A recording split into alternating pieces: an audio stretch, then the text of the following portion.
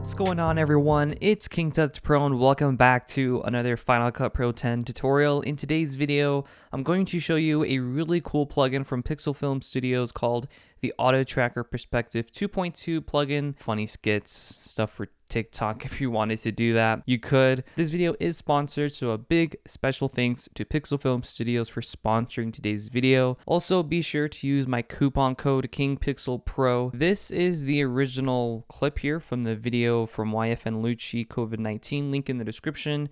And it's just, I thought it'd be kind of funny to replace this image here or this painting with the painting of Mona Lisa with Mr. Bean. So have your time head in the beginning of the timeline. So I'm going to drag that there and go to the effects, scroll down until you find PixelFilmStudios, the auto tracker perspective, click and drag this onto your clip. That's all you got to do for now. So once you're at this point, click on the track editor button. A new window will show up, and now you're going to have a red rectangle with corner points. Very simple. First, move your time head to where you can see all 4 points of that painting, which is going to be about here. So we have 1, 2, 3, 4. Perfect. So now we just have to click on these points and drag this top left one to the top left of this corner, and it shows you. So we have top right corner control point.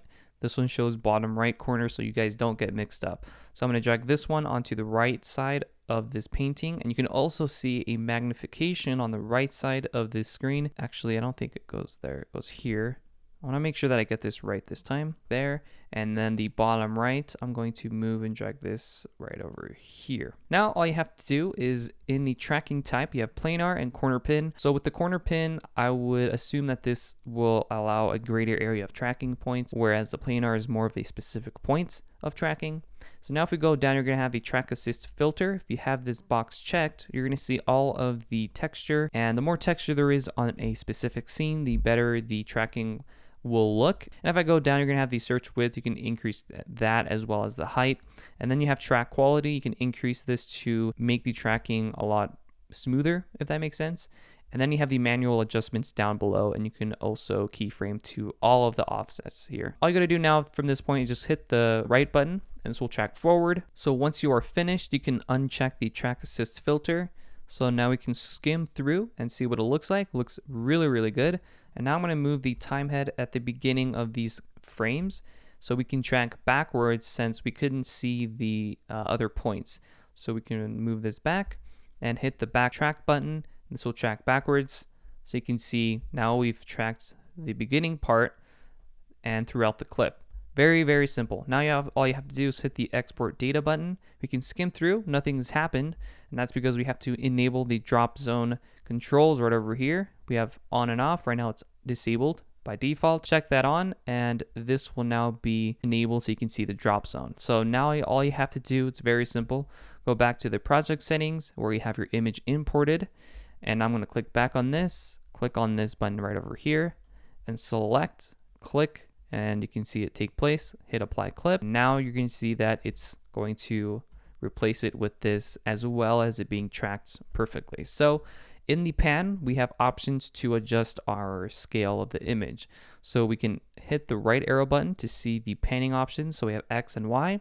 X will control the left and right. You can also adjust the Y axis, which controls up and down. I'm going to reset that though. And I want to mainly focus on the inner scale right over here. So the inner scale will pretty much adjust the inside. So we can adjust the actual picture like that. We can adjust the Y-axis. So we can make this and fit this in here. You are stretching the image, so we might have to have a little bit of an eye to have the perspective back in place. So we can now go back and see, does that look like the original image, like this one? Probably not, since it's more of a square. Then you have the overall scale, and this will change, of course, the overall scale of the X-axis. You can then change the Y-axis. So I'm going to just leave it how it is, and then you have the blend mode right over here. So you can change this. If there was nothing on the frame, the picture frame itself, then you can blend this in to make it look more realistic. But since there's an image behind it, I don't think the blend mode will be very useful for this case. So I'm going to go back to normal, and I'm going to go to the opacity. You can also adjust the opacity to fix this however you want it to look like. And then last but not least, we have the motion blur. So if you enable this, this will make the movements It will add some blur so it looks like there's movement happening with the frame as well. So it just makes it look more realistic. So if I render this out, it looks like it's moving with the camera's movement, if that makes sense. If you guys found this video helpful, please leave a like down in the like section, comment down below, turn on the bell notification, and don't forget to subscribe, and I'll catch you guys next time. Peace.